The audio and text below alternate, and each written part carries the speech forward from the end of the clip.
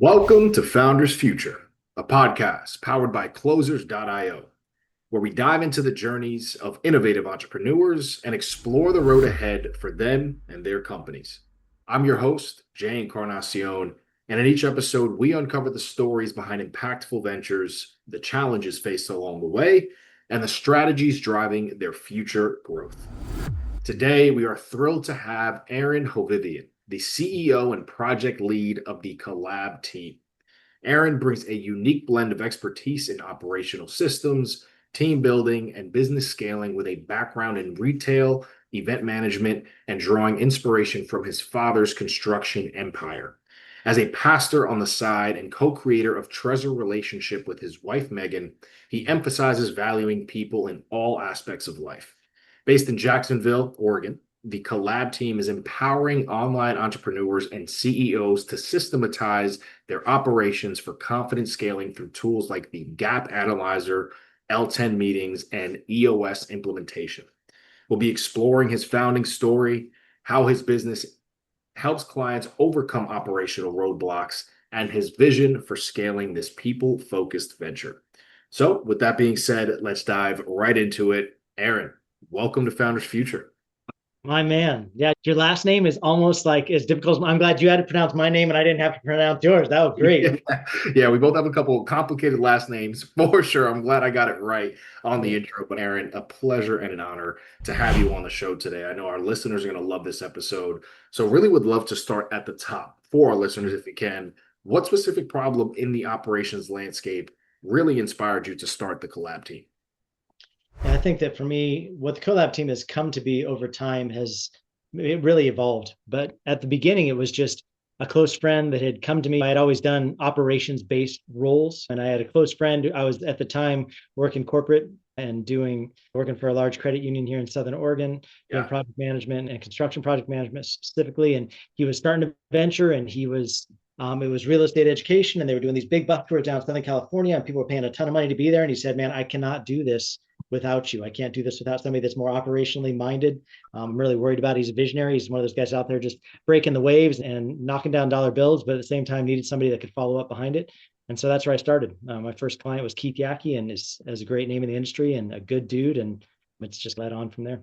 Incredible. Incredible. So definitely want to get into a bit more of the evolution of the Collab team. So from when you first started to now, how has what you provided to who you're serving, how's that evolved to today? Yeah, I think that once you get under the hood and you start identifying problems, I think for a lot of people they get intimidated by different industries. But what I found, operations is pretty much operations, regardless of the vertical. You pretty much are up against a lot of the same kind of problems. And maybe the industry is a little bit different, or maybe the secret sauce is a little bit different. But if people are choking on operational duties, they're pretty similar. And so what I found in helping out Keith, and then really it's led to Keith referring me on to work with Pete Vargas, and then Pete Vargas referring me on to Pedro Adeo, and Pedro Adeo referring me on to Pace Morbian. All these really kind introductions for me to start working with different folks. What I found was all these really powerful players were great at the front end, were great at sales, were great at marketing. They got to a certain place where they would start to plateau out because their operations couldn't bear the weight of the climb. And so that for me is what led me into a deeper inspection of, okay, so where are people having a struggle at the climb and what's really starting to break? And then from there, building systems to help people sustain the growth. Gotcha. So with that, I would definitely love to get into the nuts and bolts of what you're doing, especially around the offer, your ideal client. So if you could walk us through a bit of that for our listeners, what is the core offer? I know that you do tailored systems for people, Yeah. processes, planning, projects. Break down all of your core offerings and who is the ideal client that you work with? Yeah, the coolest thing I think about what we get to do is typically myself and my team, I've got a team of 22 players, 22 people that work for me here at the CoLab team.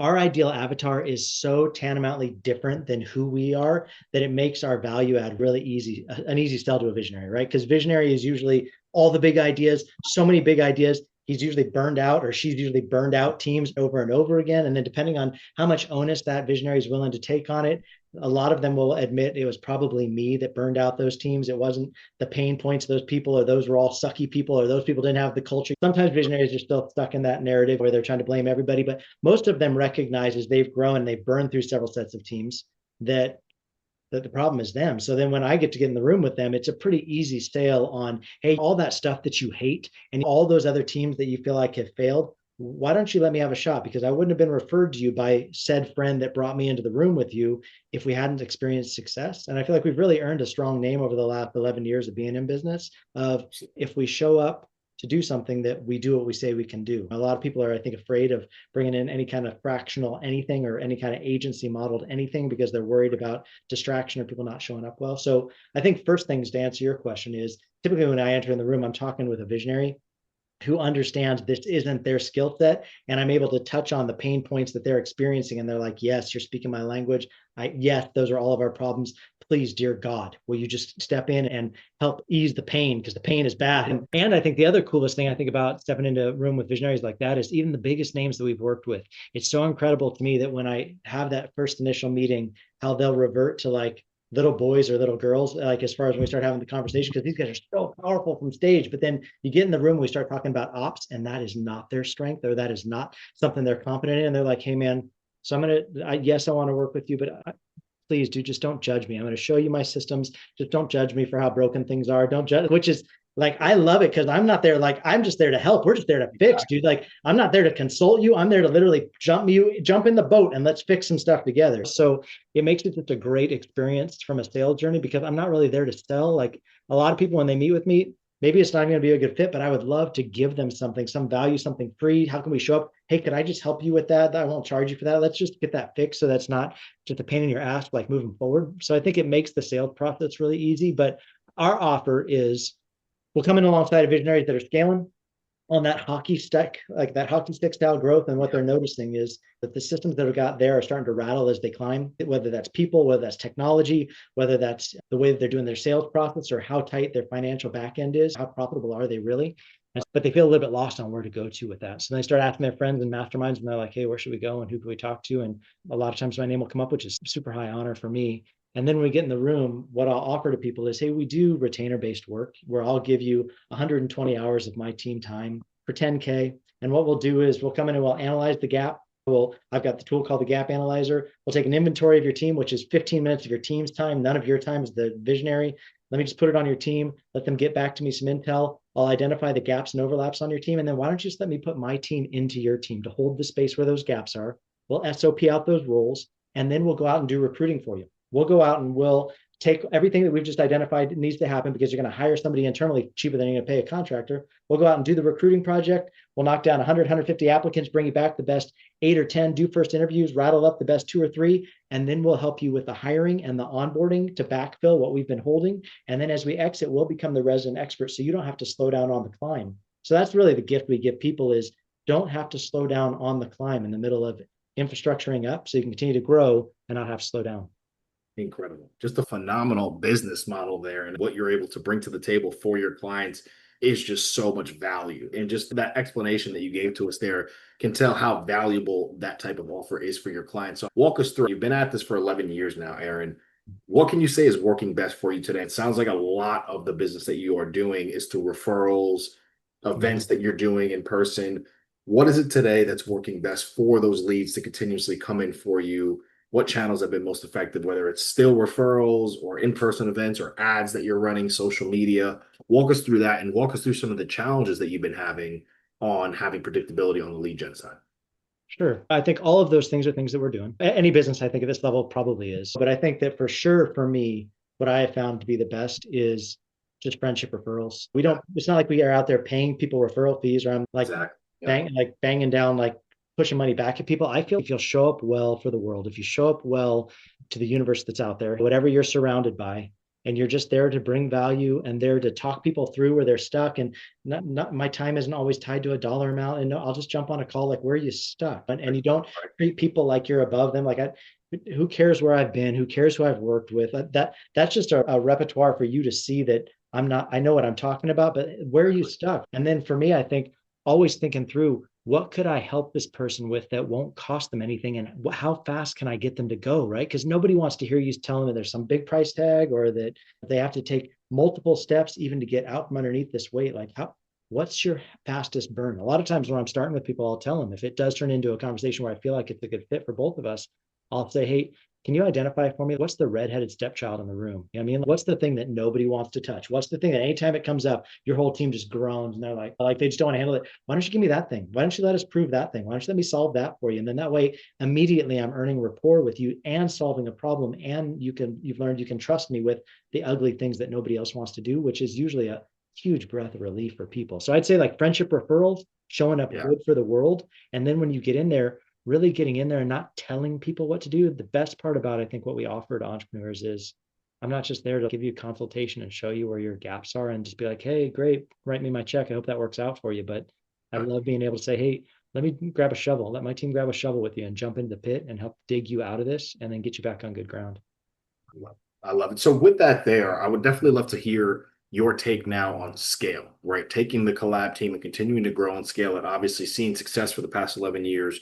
What's the mindset now to keep on scaling and growing? Is that something you're looking to do, or do you like where things are now?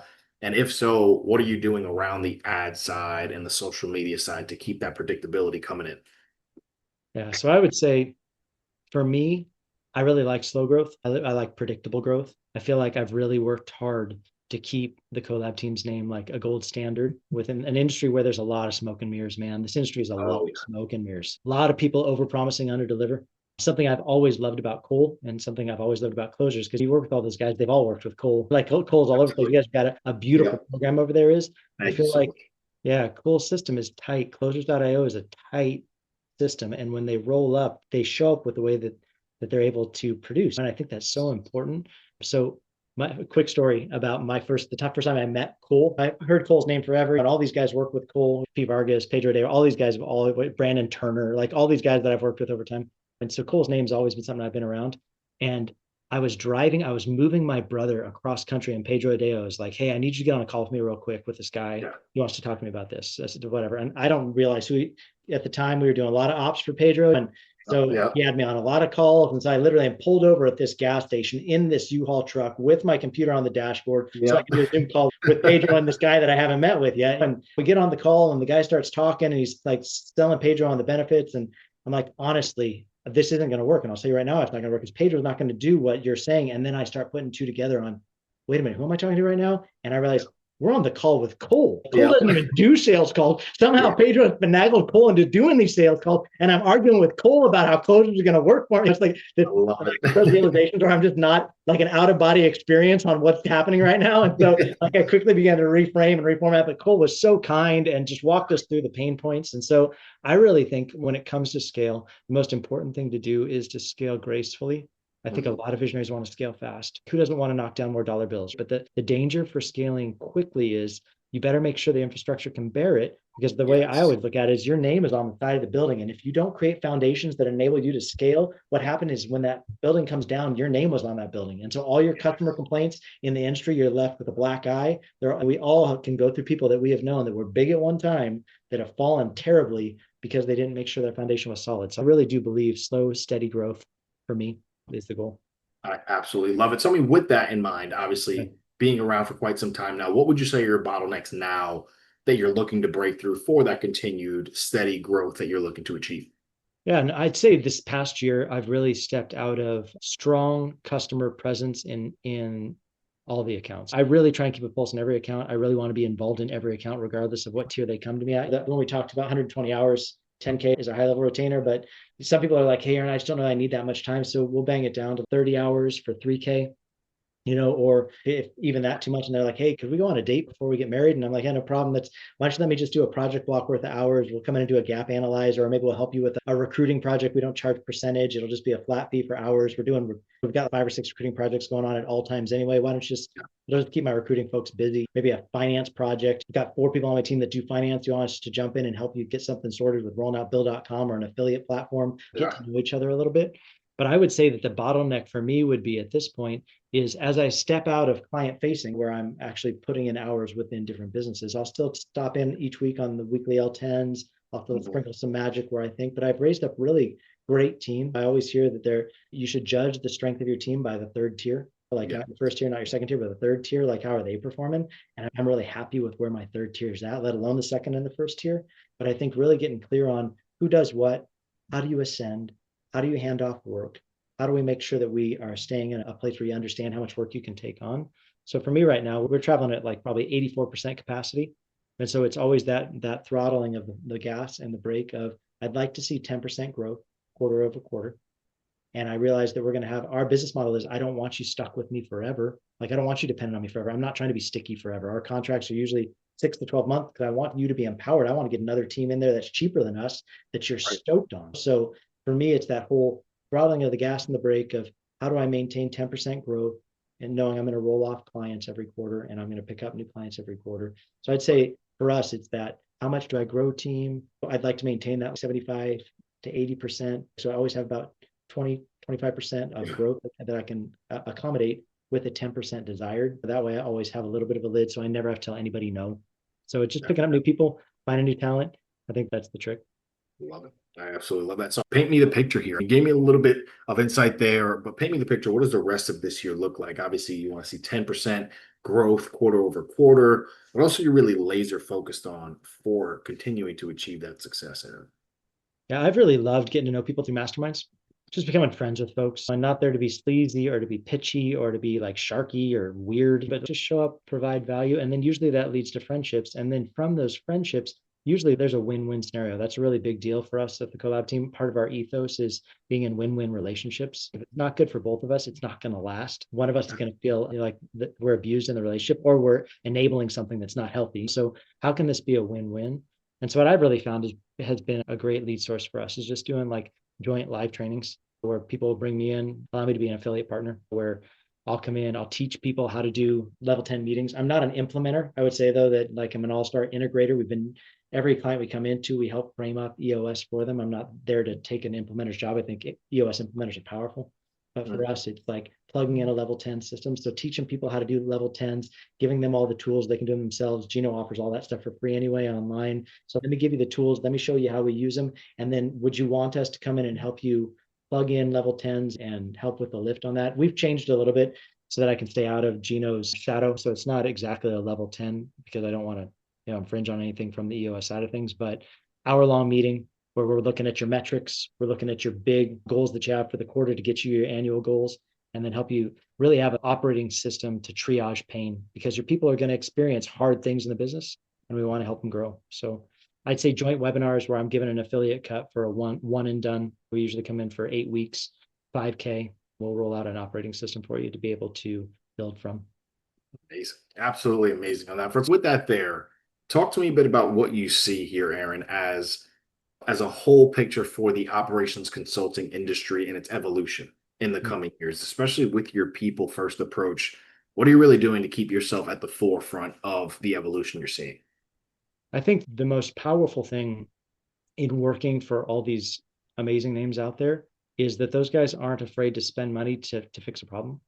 So it ends up, we're at the cutting edge of a lot of the newest tools and can tell you, hey, we've tried that tool to capacity, that thing breaks at about this scale. You know what I mean? So ask yourself, how fast do you think you're going to get there? Because I realize the more expensive tools might be a little bit more expensive. So I'm not suggesting you go and buy the Cadillac right out of the gates, but just have in your mind that at some point that's going to break and then we're going to have to transition. But I think the nice thing is, like, all those guys are willing to spend and willing to try things and willing to learn the lessons of failure. We've migrated people from Infusionsoft into HubSpot and then migrated people back out of HubSpot back into Infusionsoft. Like there's like the new sexy CRMs that are out there. We've experienced the breakages, but at the same time, these entrepreneurs are always talking to their friends, like learning new things, wanting to try new stuff. Any operator's biggest nightmare is the visionary and all of his ideas, right? Or her ideas of, okay, how do we batten those things down and get really crystal clear on this quarter and how that's going to head us towards next quarter and build us towards the annual plan. So I think that's been the biggest gift for us, is just being able to try new tools, get under the hood, figure them out. And that way, when we come in alongside other visionaries experiencing the same problem, we can say, hey, this is what Pace Morby did.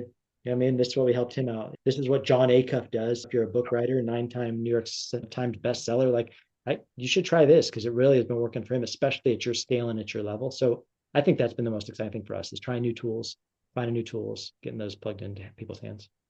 Love it. I love it. On that same front, I want to take us into the lightning round and just a couple quick questions for you before we wrap it up here. And the first one's going to be on that tool front. So Sure. what's a tool or a resource that you're using now? Maybe it's an ops insight, a strategy from your father's construction empire, an AI tool. What's been the biggest game changer for the Collab team this far?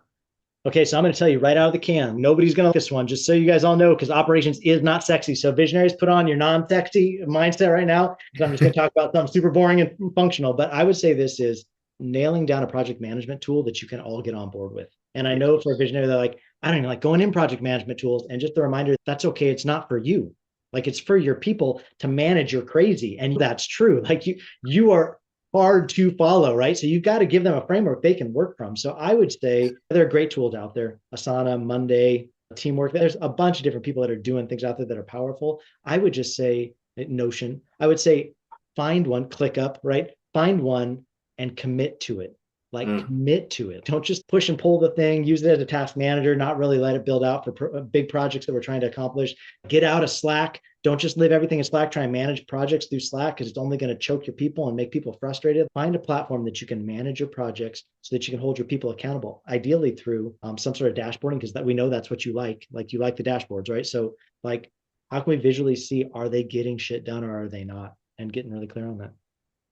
I love it. I love it. Last but not least here, Aaron, looking forward to hearing the answer from you on this one. And that's going to be, what is the best piece of advice that you could leave for our listeners tuning in right now? Just heard your incredible journey and everything that you're going to continue to succeed with. What can you leave them with before we wrap up today? I would say don't rush it. I think everybody wants to be successful, but the people that I've worked with that have been successful for the longest are the ones that realize, no, be steady, choose the thing that we're targeting right now, and don't like keep pivoting off that thing, because you end up with a ton of half-baked. Like slow and steady, choose your thing, choose the thing we're pursuing, and then relentlessly don't let go of that thing until we get there. And then ask yourself, did it work? And then move on to the next thing. I think a lot of visionary people get really excited about the next big idea. And the next idea they come on Mondays with is, man, I've got the best idea I've ever had. It's going to be so amazing. But you said that last Monday, and then people don't know what to do with what they've been doing since last Monday with all the stuff they've been carrying since then. So get really crystal clear on who's your ideal avatar. What's the problem that we're solving? What's the thing we're pursuing? And then steadily pursue that next step before you move on to the next one, just so you don't give your people whiplash. Absolutely.